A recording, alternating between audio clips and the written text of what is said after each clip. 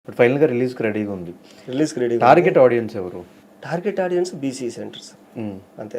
BC centres నేను first only Rayalaseema అనుకున్నా, కానీ నాకు చాలామంది ఎవరికైనా చెప్పినప్పుడు ఏంటంటే అన్న అట్లేం ఉండదన్నా, ఇప్పుడు తెలంగాణలో కోస్తాలో కూడా అన్ని రకాల సినిమాలు ఉంటాయి, నువ్వు అట్లే మెంటల్గా ఫిక్స్ అవ్వద్దు.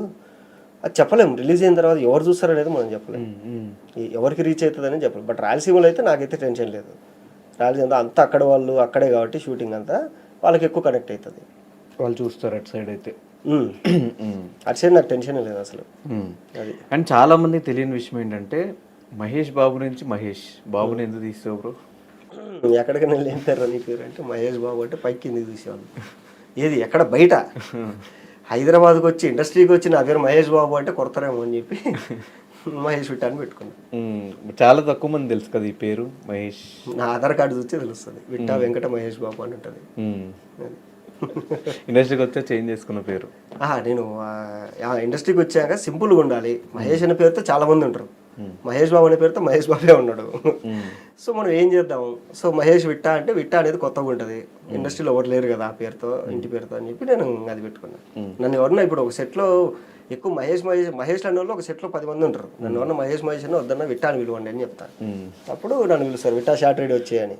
అది ఓకే. ఇప్పుడు నెక్స్ట్ ప్రాజెక్ట్స్ ఏంటి బ్రో? నెక్స్ట్ ప్రాజెక్ట్స్ కుర్మనాయికి అని ఒకటి ఉంది, మన రాస్తారు హీరో. తర్వాత Varalakshmi Sarath Kumar main lead, villain ఒక ఆయన ఉన్నాడు కానీ రివీల్ చేయొద్దు, అప్పుడు నాకు ఇంకా చెప్పలేదు వాళ్ళు, అంటే రివీల్ చేయమని చెప్పలేదు. అదొకటి పెద్ద సినిమా. అండ్ మిస్టర్ బచ్చన్ ఒకటి, హరీష్ శంకర్ గారు మన రవితేజ్ అన్న, దాంట్లో ఆ 2 పెద్ద సినిమాలు ఉన్నాయి. చిన్న సినిమాలో ఎప్పుడైతే తెలియదు, చిన్న సినిమాలు చేసినా కానీ ఒక 4 ఎప్పుడైతే తెలియదు. సో ఒకవేళ ఈ సినిమా అనుకున్నంత స్థాయిలో అడగకపోతే ఏంటి పరిస్థితి? ఫైనాన్షియల్గా కానీ తీసుకున్న అప్పులు కానీ ఇట్లా పరిస్థితి? అప్పులు ఏం లేవు, మొత్తం నేను నా ఫ్రెండ్సే పెట్టుకున్నాం, కానీ అప్పులు ఏం లేవు. పోతే పోయింది, దోలు తీసుకుని మళ్ళీ జీరో నుంచి స్టార్ట్ చేయడం అంతే. వస్తే మళ్ళీ సినిమాలు వస్తే ఇమ్మీడియట్, వచ్చిందని మళ్ళీ ఇంకో సినిమా వచ్చిందంటే ఇమ్మీడియట్. పెట్టిన డబ్బులు వచ్చినా కానీ ఇమ్మీడియట్ రెడీగా ఉన్నాం. అంటే పెట్టిన డబ్బులు వచ్చిందంటే మనం సేఫే కదా. అమ్మ అప్పుడు ఏమేమి మిస్టేకులు చేసినాం మనం, ఈసారి ఏమేమి మిస్టేకులు చేయకూడదు, ఈసారి త్వరగా సినిమా తీయాలంటే ఏం చేయాలి, తర్వాత బిజినెస్ కావాలంటే ఏం చేయాలి, ప్రమోషన్ ఎప్పటి నుంచే స్టార్ట్ చేయాలి, అట్లా ఏ టెక్నీషియన్ అయితే మనకు ఆన్ టైం మనం చెప్పిన టైంకి మనకు అవుట్పుట్ ఇవ్వగలడు.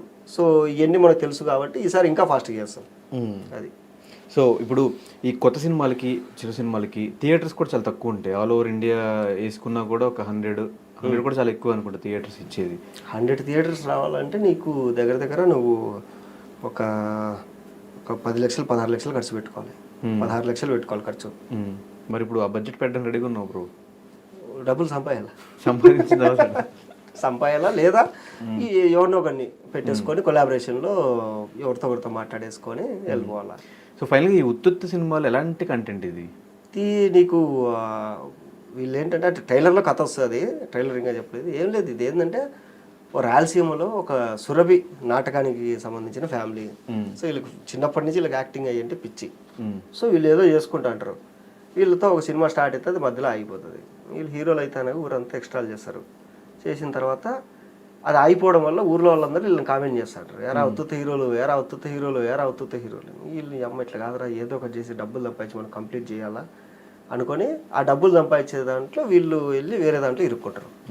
అక్కడి నుంచి ఎట్లా బయటకు వచ్చారు, ఏం జరిగింది అనేది తర్వాత కామిక్ డ్రామా అంతే. హ్యాపీగా థియేటర్కి వచ్చుకొని నవ్వుకుంటే వెళ్ళిపోండి అంతే. ఓకే. సో ఫైనల్గా మా ఆడియన్స్కి ఈ ఉత్తుత్త హీరోల గురించి ఏం చెప్తావు బ్రో? ఏముంది, ఫస్ట్ లుక్ రిలీజ్ అయింది ఇప్పుడే, అండ్ మెల్లమెల్లగా అన్నీ రిలీజ్ చేసి ఎలక్షన్ తర్వాత గ్రాండ్గా రిలీజ్ చేద్దాం అనేసి ఉన్నా. అంటే ఇంకోటి ఏంటంటే ఏదో రిలీజ్ అయింది 10-20 థియేటర్లు రిలీజ్ అయింది పోయింది.